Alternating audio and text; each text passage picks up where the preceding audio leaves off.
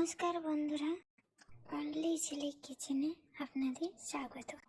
আজ আমি চিনি ও গুড় দিয়ে নারকেলের নাড়ু বানিয়ে দেখাবো।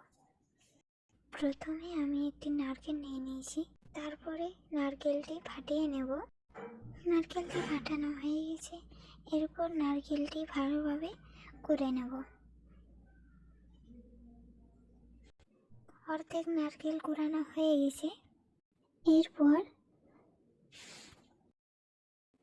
আরও যে অর্ধেক নারকেল আছে সেটিকেও কুড়ে নেব। এইভাবে পুরো নারকেলটি কুড়ে নেব। কুড়ানো হয়ে গেলে এরপর একটি কড়াইয়ের মধ্যে 1 বাটি জল, পরিমাণ মতো চিনি, পরিমাণ মতো গুড় দিয়ে দেব। তারপর সবগুলো নাড়াচাড়া করে সবগুলো মিশিয়ে নিতে হবে। মেশানো হয়ে গেলে ওটিকে ফুটতে দিতে হবে। হাই ফ্লেমে রেখে দিতে হবে। একটু ফুটে এলেই আবার নাড়াচাড়া করে 1 মিনিট পর পর নাড়াচাড়া করে হাই ফ্লেমে রেখে দিতে হবে। তারপর দেখে নিতে হবে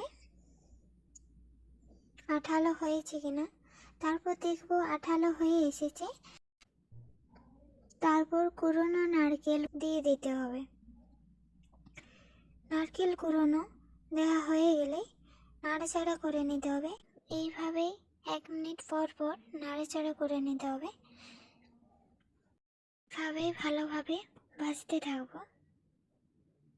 নাড়াচাড়া করে করে 2-5 মিনিট ভালোভাবে ভাজবো। তারপর দেখব হয়ে এসেছে, তখন নামিয়ে নেব। এরপর নাড়ুগুলি বানিয়ে নিতে হবে।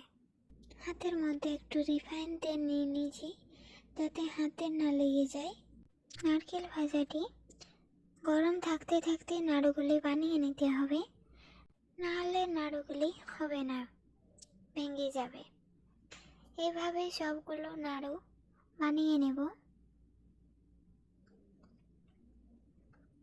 সবগুলো নাড়ু হয়ে গেছে, এরপর এগুলো সারা রাতের জন্য রেখে দেব।